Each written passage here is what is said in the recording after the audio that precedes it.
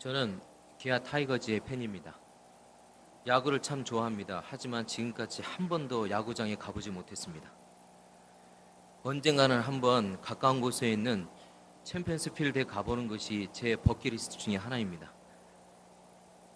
가보신 분들이 전하는 말에 따르면은 자기 팀을 응원하는 열기로 야구장이 매우 뜨겁다고 하더군요. 맞습니까? 제가 안 가봐서 모르겠습니다.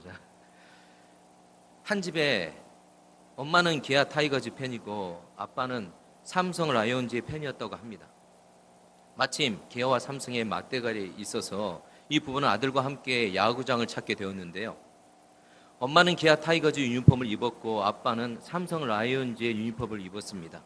자, 그렇다면 아들은 어떤 유니폼을 입어야 됩니까?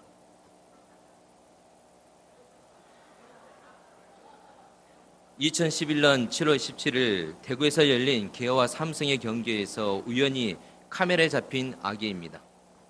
한쪽은 기아 타이거즈 유니폼으로 다른 한쪽은 삼성 라이온즈 유니폼으로 짜집게 해서 입었습니다.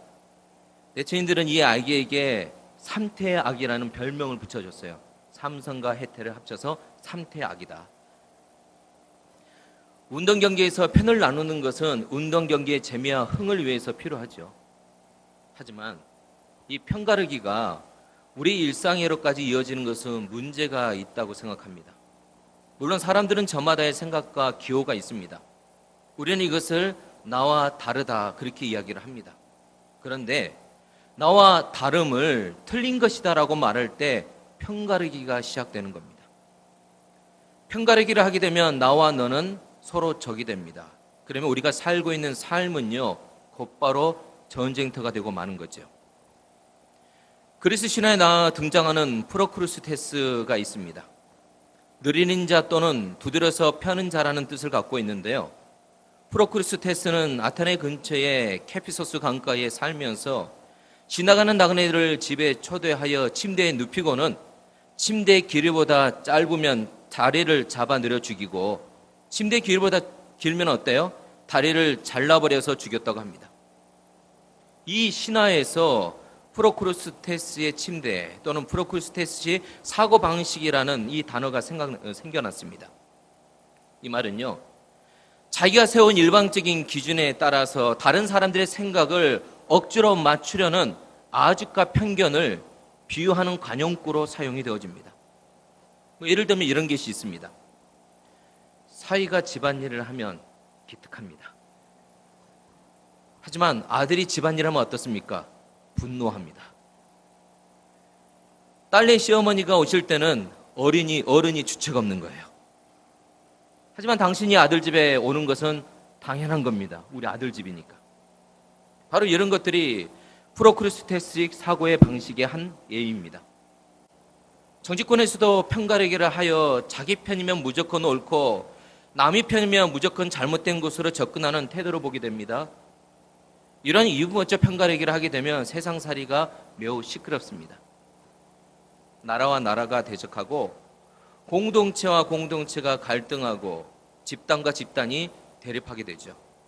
남편과 아내가 싸우게 되면서 결국에는 이혼에 이르기도 합니다. 우리가 나와 다른 사람들에 대해서 이분법적 편가르기를 하게 될 때 결국 서로 행복하지 못하게 됩니다. 우리는 더불어 숲을 이루지 못하게 된다는 겁니다. 이런 편가르기 위기의 순간에 더 두드러집니다. 전쟁터에서는 두 편으로 나누어지죠. 아군과 적군이죠. 국제사회에서 스위스와 같은 중립국가가 있습니다. 하지만 전시에는 중립국가라 할지라도 누구 편인지 자신의 위치를 밝혀야 한다고 합니다. 오늘 우리가 봉독한 말씀의 배경은 전투를 앞두고 있는 상황입니다. 이스라엘 자손들은 40년간 광야를 방황하다가 요단강을 건너게 되었습니다. 이제 가나안 땅에서 맞이하는 첫 번째 전투를 앞두고 있었습니다. 많은 이스라엘 자손들이 첫 번째 전투를 앞두고 긴장하고 있었을 것입니다. 하지만 가장 많은 부담을 안고 있었을 사람은요, 지휘관인 바로 여호수아였습니다. 여호수아는 이미 38년 전에 정탐꾼으로 가나안 땅을 정탐했을 때 여리고가 어떤 곳인지 잘 알고 있었습니다. 당시 정탐꾼들은 가나안 땅의 성읍들에 대해서 이렇게 보고했습니다. 성벽은 하늘을 찌를 듯이 높았다. 한마디로 여리고성은요, 난공불락의 성이었습니다. 장기간의 포위 공격에서도 끄떡없는 요새화된 성이었습니다. 그에 비해서 이스라엘 자손은 어떻습니까? 요새화된 여리고성을 공격할 어떤 무기도 없었습니다. 한마디로 계란으로 바위를 치는 격이었습니다. 그렇다고 여리고성을 그대로 남겨둘 수는 없었습니다. 반드시 정복해야 됐습니다. 만약에 여리고성을 피해가게 되면 가까운 곳에 길갈에 남아있는 이스라엘 자손들의 처자식과 재산, 가축들이 도리어 공격받을 수 있기 때문에 그냥 넘어갈 수는 없었습니다. 하지만 승리할 방법도 없었습니다. 이러지도 못하고 저러지도 못하고 여호수아는 어떻게 여리고성을 공격해야 할지 고심하고 있었죠. 한 용사가 나타납니다. 그는 칼을 뽑아들고 서 있었습니다. 지금은 전시 상태 아닙니까? 여호수아는 군인입니다. 그러다 보니까 칼을 뽑아든 그 상대를 보고 즉시 방어 공격 자세를 취하면서 그 용사에게 나아가면서 물어봤습니다.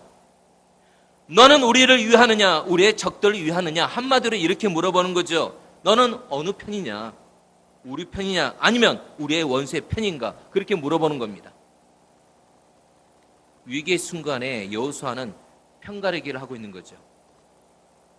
그 용사는 여호수아의 질문에 무엇이라고 답합니까? 14절의 말씀입니다. 함께 그가 이르되 아니라 나는 여호와의 군대의 대장으로 지금 왔느니라 하는지라.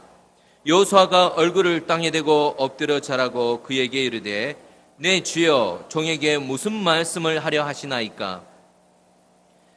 여호수아에 대한 용사의 답변은 결국 무엇이었습니까? 나는 어느 편도 아니라는 겁니다. 나는 하나님의 군대 사령관으로 이곳에 왔다. 그렇게 대답하고 있습니다. 여호수아 앞에 칼을 빼고 서 있는 그 용사가 하나님의 군대 사령관이라면 여호수아 앞에서 좀 화끈하게 그래, 나는 여호수아 내 편이다. 나는 너와 이스라엘의 승리를 위해서 왔다라고 대답하면 얼마나 좋았을까요? 시원하지 않겠습니까? 하지만 이 군대 대장은, 하나님의 군대 대장은 나는 내 편도 아니고 내 대적의 편도 아니다라고 답합니다. 그리고 나는 여호와의 군대를 지휘하러 왔다. 그렇게 대답합니다. 곧 이 말은 뭡니까? 나는 이 편도 아니고 저 편도 아니고 누구의 편이다? 하나님의 편에 서 있다는 겁니다. 미국에서 노예 해방 문제 때문에 남북 전쟁이 일어났습니다. 서로 싸우고 총을 쏘고 죽이는 참혹한 전쟁이 7년간 계속되면서 많은 희생자가 생겼죠. 남군도 그렇고 북군도 그렇고 양쪽이 다 하나님을 믿었습니다. 양쪽이 다 찬송을 불렀고 하나님 앞에 기도하면서 전쟁을 치렀습니다. 이들이 무엇을 위해 기도했겠습니까? 당연히 우리 편이 이기게 해달라고 하나님께 간절히 기도했을 겁니다. 자, 그렇다면 하나님은 누구 편을 들어줘야 됩니까? 남군도 기도하고 북군도 기도하는데 누구 편을 들어줘야 됩니까? 이런 전쟁통에 하나님께 바르게 기도한 사람이 있었습니다. 바로 링컨이었습니다. 링컨은 이렇게 기도했습니다. 주님, 제가 하나님 편에 서게 하여 주옵소서. 링컨의 기도를 들으면서 우리의 신앙생활을 재점검해 봐야 합니다. 내가 하나님 편에 서기를 기도하고 있는가? 우리의 모든 신앙생활은요, 내가 하나님 편에 서기를 노력하는 것입니다. 예배도 하나님 편에 서지 못하는 내 자신을 죽이는 시간이 바로 예배 아니겠습니까? 함께 그리스도 예수의 사람들은 육체와 함께 그 정욕과 탄심을 십자가에 못 박았느니라. 내 의지대로, 내 하고 싶은 대로 하려는 내 자아를 십자가에 못 박고 죽이는 것, 내가 죽고 내 안에 예수 그리스도가 살도록 하는 것이 바른 신앙생활이요, 우리가 예배를 드리는 목적이기도 합니다. 그래야 하나님께 영광을 돌리는 삶을 살 수가 있습니다. 하지만 우리의 현실은 어떻습니까? 당연히 하나님은 내 편에 서 있다라는 그 착각 속에 살아갈 때가 많이 있습니까? 너무 많이 있습니다. 남한국 유다가 망할 즈음에 거짓 선지자들이 득실득실거렸습니다. 거짓 선지자들의 예언은 하나님은 우리 편에 계시기 때문에 우리는 결코 망하지 않는다. 바로 거짓 선지자들의 예언의 핵심이었습니다. 그렇게 말하는 거짓 예언자들의 예언에 속아서 사람들은 거짓 평화에 속게 되었고 회개는커녕 자기가 살고 싶은 대로 살았습니다. 하나님의 뜻과는 무관하게 살면서 하나님께서 원하시는 인생의 방향대로 살지 않으면서 하나님은 당연히 내 편이기 때문에 나는 괜찮다, 우리는 괜찮다고 생각하면서 거짓 평화에 속아 있었다는 겁니다. 하지만 오직 한 사람, 예레미야 선지자만 참 진리의 말씀을 선포했습니다. 함께 봉독하겠습니다. 작은 사람에서부터 큰 사람에 이르기까지 누구나 돈에 욕심내고 있다. 예언자와 제사장들까지 모두 거짓말을 하고 있다. 내 백성이 큰 상처를 입었는데도 그들은 아무렇지도 않게 여긴다. 평화가 없는데도 평화 하고 말한다. 그들은 역겨운 짓을 하고도 부끄러워할 줄 모른다. 수치를 알지도 못하고 얼굴을 붉힐 줄도 모른다. 그러므로 그들은 쓰러질 것이다. 내가 그들에게 벌을 내릴 때에 그들은 멸망할 것이다. 나 여호와의 말이다. 예레미야 선지자는 사람들이 거짓 평화에서 깨어나 거짓 선지자들의 거짓 예언에서 깨어나 하나님께 돌아오기를 외쳤습니다. 하지만 하나님께서 당연히 자신들 편에 서 있다라고 착각하고 있던 사람들은요, 도대체 들으려 하지 않았습니다. 오히려 예레미야 선지자를 핍박했습니다. 사랑하는 성도 여러분, 우리는 내 자신을 살펴봐야 됩니다. 나는 하나님 편에 서 있는지, 혹시 내 자신의 주장과 내 자신의 아집 때문에 하나님을 내 편으로 끌어들이고 드리려 하고 있지는 않는지 우리 자신을 점검해 봐야 됩니다. 지금 나는 어디에 서 있습니까? 여호수아에게 찾아왔던 하나님의 군대 대장이 했던 것처럼 우리는 이 편도 저 편도 아닌 하나님 편에 서 있어야 합니다. 하나님 편에 서기를 원하십니까? 내 발에서 신을 벗어야 합니다. 15절의 말씀을 함께 봉독합니다. 여호와의 군대 대장이 여호수아에게 이르되 내 발에서 신을 벗어라. 내가 선 곳은 거룩하니라 하니 여호수아가 그대로 행하니라. 첫 번째, 내 발에서 신을 벗는다는 것은 나는 죄인입니다 라고 고백하는 겁니다. 따라합니다. 나는 죄인입니다. 우리가 신는 신에는 더러운 먼지가 많이 묻어 있습니다. 영적인 의미로 보게 되면 우리가 신는 신은요, 세상에 살면서 죄악된 장소를 두루다니며 죄악된 행위를 하느라고 많이 더럽혀져 있습니다. 이처럼 내가 신은 신은요, 내 자신의 타락한 품성과 죄된 행위를 상징한다고 할 수 있습니다. 이 더러운 신을 그냥 신고서 하나님 편에 설 수가 없습니다. 하나님 편에 서기를 원한다면 더럽혀진 신을 벗어야 합니다. 이것은 곧 하나님 앞에서 솔직하게 내가 죄인입니다라고 고백하는 거죠.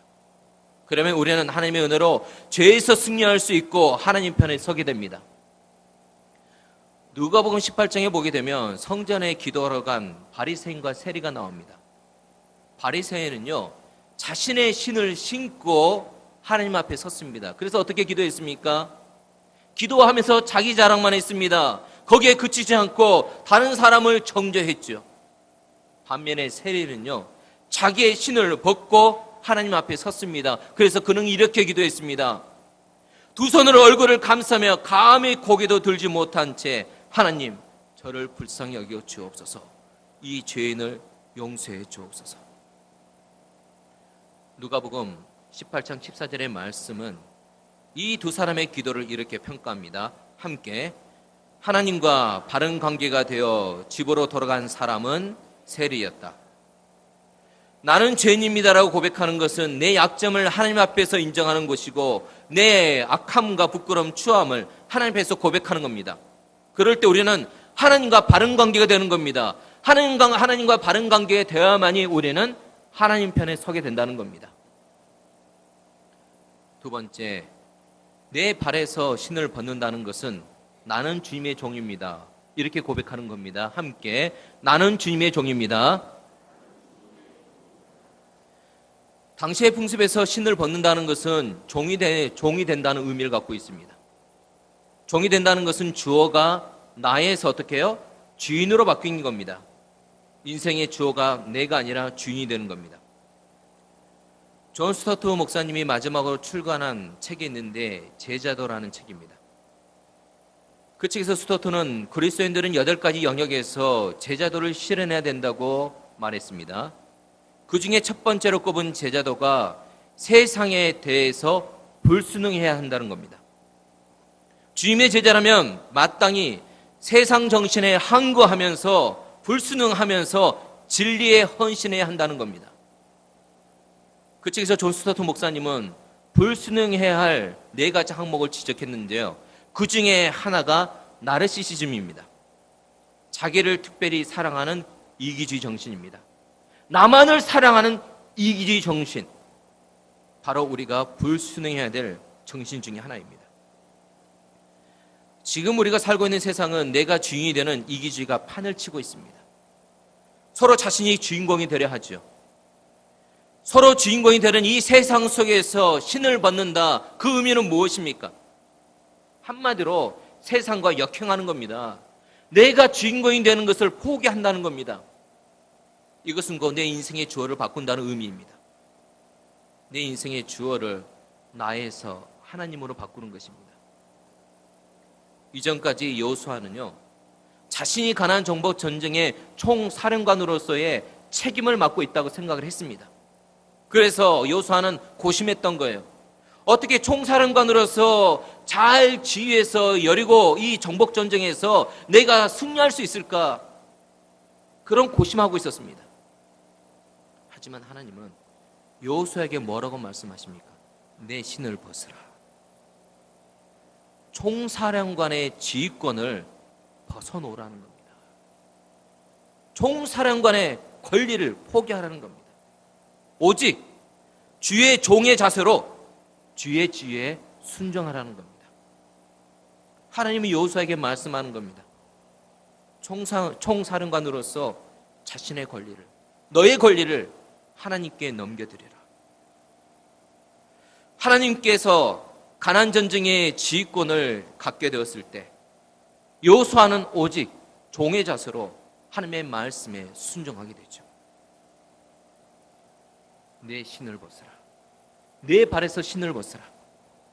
이것은 큰무렵교회 담임 목사인 저에게 하시는 하나님의 말씀입니다. 담임 목사를 누릴 권리가 있다면 그 모든 누릴 권리를 누구에게 넘기라고요? 하나님께 넘기라는 겁니다. 우리가 성도로서 마땅히 이 큰무렵교회 안에서 권리를 누리길 원하십니까? 여러분 기억하십시오. 예수님은 이 땅에 오셔서 권리를 한 번도 주장하지 않으셨습니다. 오로지 의무만을 감당하여 주셨습니다. 그게 바로 그리스도의 삶입니다. 내 발에서 신을 벗으라.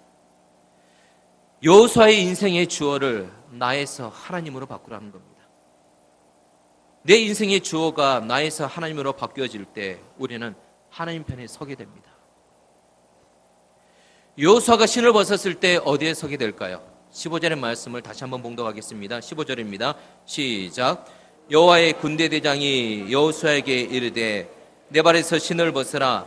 내가 선 곳은 거룩하니라 하니 여호수아가 그대로 행하니라. 여호수아가 신을 벗었을 때 어디에 서게 되었습니까? 거룩한 곳에 서게 되었습니다.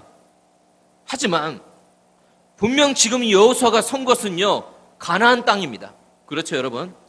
지리학적으로 보게 되면 가나안 땅입니다. 가나안 땅은 우상과 음란이 가득한 죄악의 땅입니다.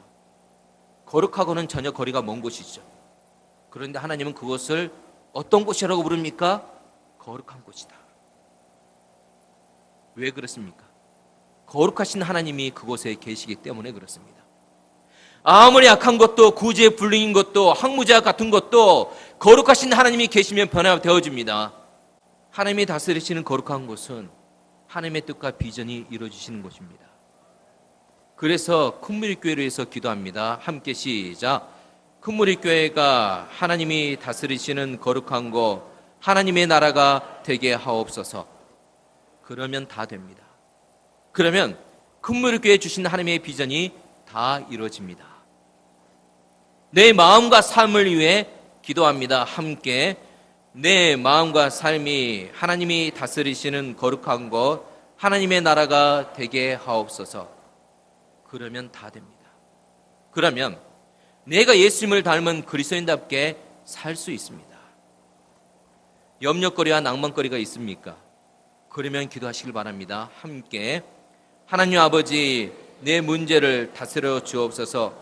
내 염려거리를, 내 낭만거리를 하나님 아버지께서 다스려 주셔서 거룩한 것이 되게 하옵소서. 아멘. 그러면 다 됩니다. 그러면 염려가 변하여 감사가 되고 낭망이 변하여 기쁨이 되는 것을 경험하게 됩니다. 거룩한 곳은 하나님의 승리가 있는 곳입니다.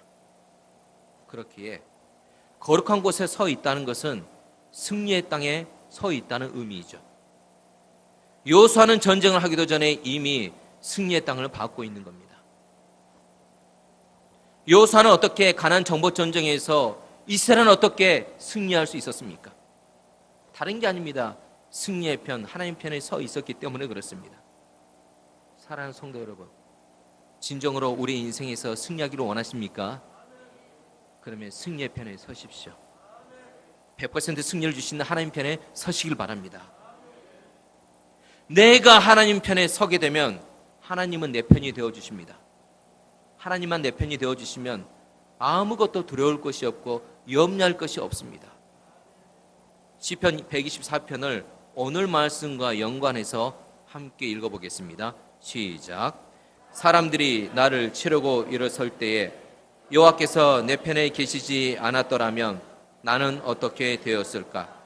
사나운 짐승들이 나에게 달려들었을 때 여호와께서 나를 지켜주지 않았다면 나는 어떻게 되었을까? 사냥꾼이 나를 잡기 위해 쳐놓은 그물에서 여호와께서 나를 보호해 주지 않았다면 나는 어떻게 되었을까? 그들이 분명 나를 산채로 삼켰을 것이요 나를 엄몰하여 나의 영혼을 잠갔을 것이며 성남 바다처럼 나를 덮쳤을 것이다. 여호와께서 나를 맹수에게 씹히지 않게 하셨으며 여호와께서 나를 사냥꾼의 올무에서 벗어난 새처럼 자유롭게 해 주셨습니다. 여호와께서는 항상 내 편이 되어 주십니다. 하나님은 항상 내 편이 되셔서 나를 지켜주십니다. 하지만 문제는 나에게 있습니다. 내가 하나님 편에 서 있지 않다는 겁니다. 어떤 상황에서도 하나님을 의지하기를 원합니다. 하나님 편에 서 있을 수 있기를 원합니다. 그러면 우리는 승리합니다. 하나님 편에 서기 위해서 내 발에서 신을 벗길 바랍니다. 죄의 신을 벗으시고 교만과 이기심의 신을 벗을 수 있기를 원합니다. 우리에게 필요한 것은 뭡니까? 내 신을 벗는 순종입니다. 우리에게 필요한 것은 여호수아의 순종입니다. 함께 여호수아가 그대로 행하니라. 내 신을 벗는 이 순종이 하나님 편에 서게 합니다. 링컨이 기도했던 것처럼 우리가 고민할 것은 하나님이 내 편인가가 아니라 내가 하나님 편에 서 있는가입니다. 사랑하는 성도 여러분, 지금 나는 어디에 서 있습니까? 기도하겠습니다.